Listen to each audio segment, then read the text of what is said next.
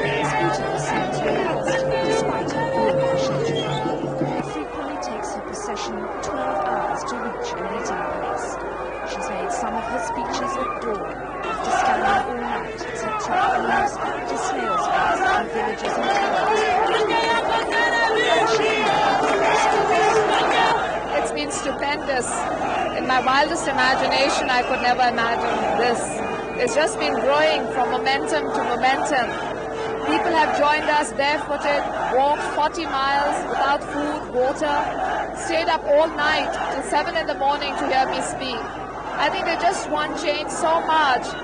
If there's democracy in the country, it will be very hard for General Zia to ignore this outpouring of sentiment. And you can see there's a very large extra-parliamentary force. I would like to see such sentiments channelized through democratic institutions. The rallies are well organised by Ms. Bhutto's party. Their own marshals keep the crowd in order. Security forces have stayed away from the meetings. The numbers and the emotions are undeniable.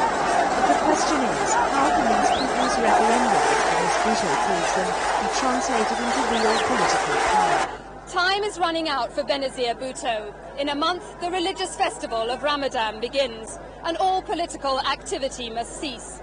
She must hope to achieve something concrete by then.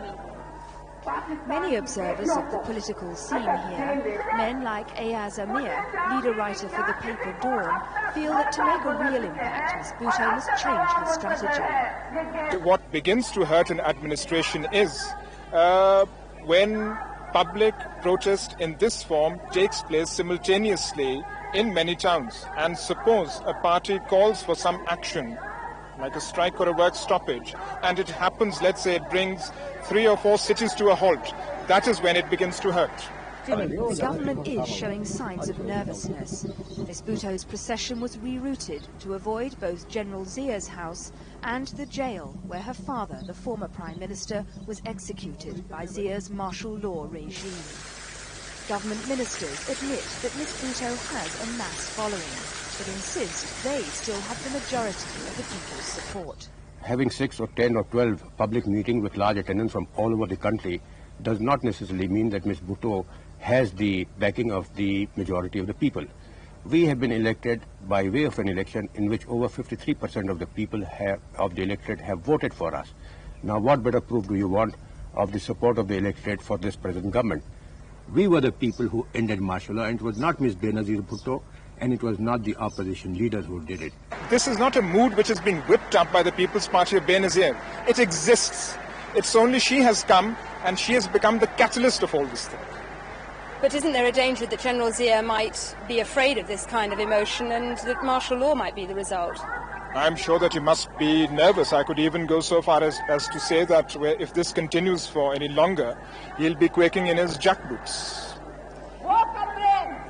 Ms. Bhutto presents President Zia and his government with an intractable problem. Having emphasised that her freedom to speak is a sign of Pakistan's newfound democracy, it's difficult to ignore the demand that the wishes of the masses should prevail and the government should hold an election.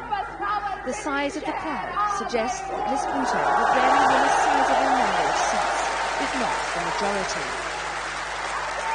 While there is the possibility of some accommodation between her and members of the civilian government, she has made it clear there can never be room for General Zia, the man who executed her father. Jane Corbin, ITN, Rawalpindi.